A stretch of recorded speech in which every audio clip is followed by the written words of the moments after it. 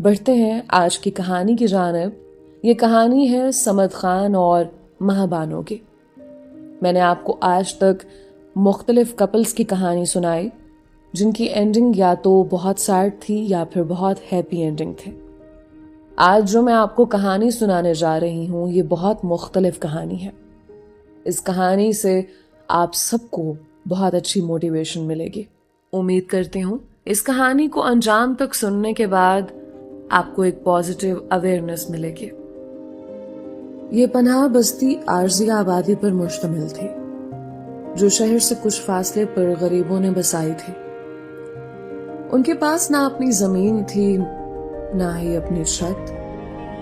جب وقت نے صمد خان اور مہابانو کو غربت کی چادر میں لپیٹا تو وہ بھی اس بستی میں آ بسے۔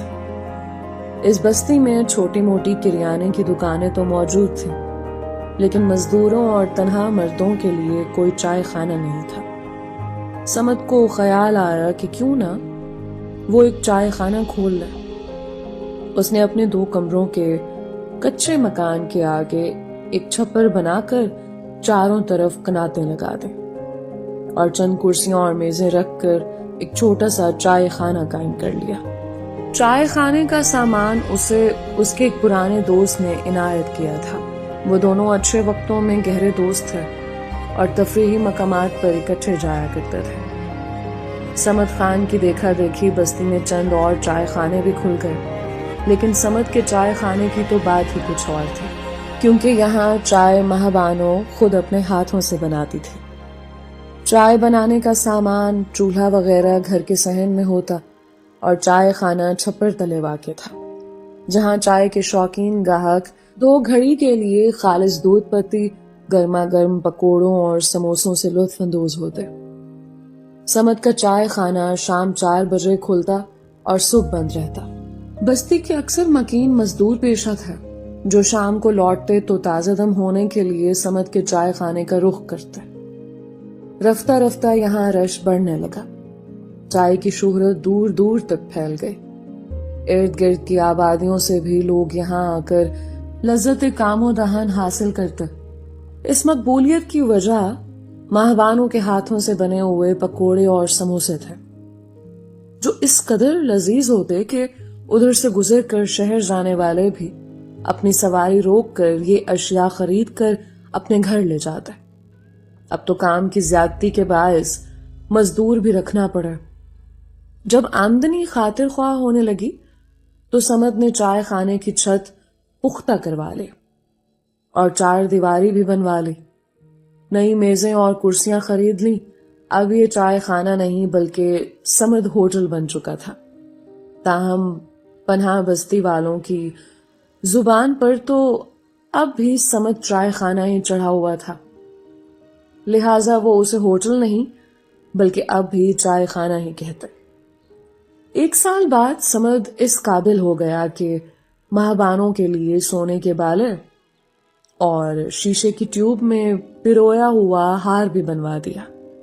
اب میاں بیوی کی زندگی سکون سے گزر رہی تھی کہ ایک دن ایک واقعے نے ان کے پرسکون جیون کی جھیل میں بری نیت کا ایسا پتھر پھینکا کہ تلاطم پیدا ہو گیا۔ اس دن ان کے گھر مدت بعد ایک خاص مہمان آیا جو صمد خان کا محسن تھا۔ یہی وہ شخص تھا جس نے صمد پر ترس کھا کر چائے خانہ کھولنے کے لیے کچھ رقم اور میز کرسیاں دی تھی۔ وہ خود ایک بڑے شہر میں ایک معروف چائے خانے کا مالک تھا اور اس نے اپنے ہوٹل کے پرانے سامان کو صمد کو دے کر اس پر احسان کیا تھا۔ آنے والے پرانے دوست بہادر نے مہابانو کو پہلے بھی دیکھ رکھا تھا۔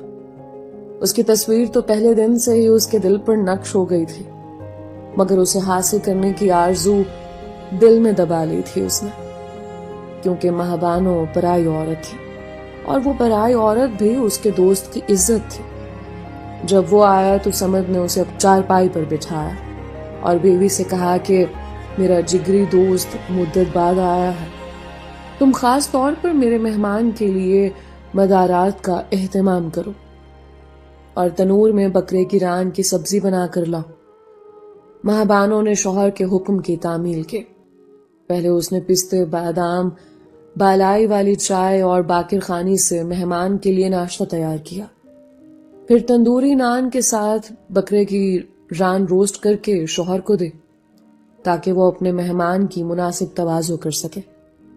بہادر مہابانوں کے ہاتھوں سے تیار کردہ لذیذ کھانوں سے خوب لطف اندوز ہوا اور دل سے خوش بھی ہوا کہ خاتون خانہ نے بڑی محنت اور توجہ سے یہ سب کچھ اس کے لیے تیار کیا تھا.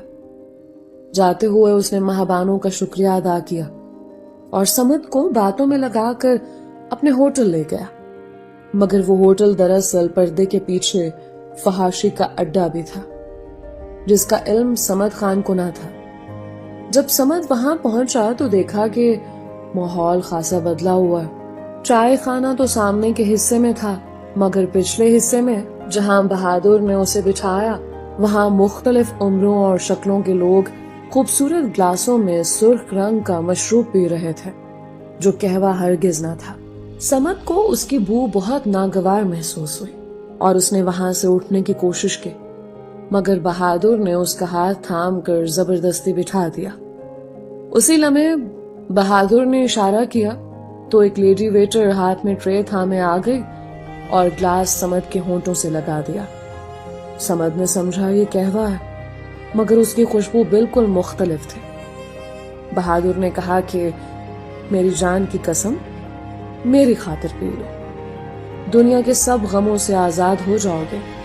سمد نے جواب دیا کہ مجھے اللہ کے فضل سے کوئی غم نہیں. مگر بہادر نے خود گلاس اٹھایا اور زبردستی اس کے ہونٹوں سے لگا دیا. دوست کی خاطر سمد نے دل مار کر وہ مشروب پی لیا. تھوڑی ہی دیر میں اسے سرور سا محسوس ہونے لگا اور ذہن ہلکا پھلکا سا ہوا. اس کے بعد یہ روز کا معمول بن گیا. بہادر روز آتا اور سمد کو اپنے اڈے پر لے جاتا جہاں وہ اسے سرخ مشروب سے تواضع کرتا. اس مشروب کی مقدار دن بدن بڑھتی گئی اور پھر شراب و شباب نے سمد خان کو کہیں کا نہ چھوڑا.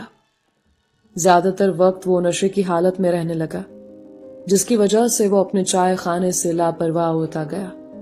اکیلی عورت مہابانوں کے لیے چائے خانہ چلانا دو بھر ہو گیا. وہ باہر دکانداری سنبھالتی اور اندر کچن کا کام بھی کرتی مگر گاہکوں کو خود چائے پکوڑے اور سموسے پیش نہ کر سکتی تھی. ایک ملازم لڑکا رکھا وہ چند دن بعد ہی بھاگ گیا. دوسرا کوئی لڑکا رکھا گیا تو وہ کسی دن اچانک چھٹی کر لیتا اور اس دن ہوٹل بند رکھنا پڑتا. اس کے بعد تو ہوٹل ہر دوسرے تیسرے دن بند ہی رہنے لگا کیونکہ سمد کے مزاج میں تبدیلی آ چکی تھی. وہ گاہکوں سے ترش رو ہو گیا تھا. اگر کوئی گاہک چائے میں میٹھے کی کمی کی شکایت کرتا تو سمد بجائے شکایت دور کرنے کے اس پر بگڑ جاتا. اگر کوئی گاہک وقت پر ادھار نہ ادا کر پاتا تو سمد اسے گالیوں سے نوازتا. ان باتوں کا نتیجہ یہ نکلا کہ گاہک آہستہ آہستہ بد دل ہو کر دوسرے ہوٹلوں کا رخ کرنے لگے اور ایک وقت ایسا بھی آیا کہ سمد کے ہوٹل پر آنے والے چند گنے چنے لوگ ہی رہ گئے. یہ وہ گاہک تھے جو مہابانوں کے ہاتھوں کے بنے پکوڑے اور سموسے کھانے آتے تھے اور اس بہانے کبھی کبھار مہابانوں کی ایک جھلک دیکھ لیتے. مہابانوں ان نظروں کی امیدوں سے بے خبر نہ تھے مگر وہ مشرقی ماحول میں پلی بڑی تھے جہاں شوہر کو مجازی خدا سمجھا جاتا ہے. اسی لیے شوہر کی بری حالت اور بے توجہی کے باوجود اس نے کبھی کسی نوجوان کی طرف آنکھ اٹھا کر بھی نہ دیکھا. آخرکار مایوس ہو کر وہ چند چاہنے والے بھی کہیں اور چلے گئے اور ہوٹل بالکل بند ہو گیا. گھر کا اثاثہ آہستہ آہستہ بکنے لگا. پہلے مہابانوں کے زیورات فروخت ہوئے، پھر ہوٹل کا کچھ سامان بیچا گیا اور آخر میں گھر کے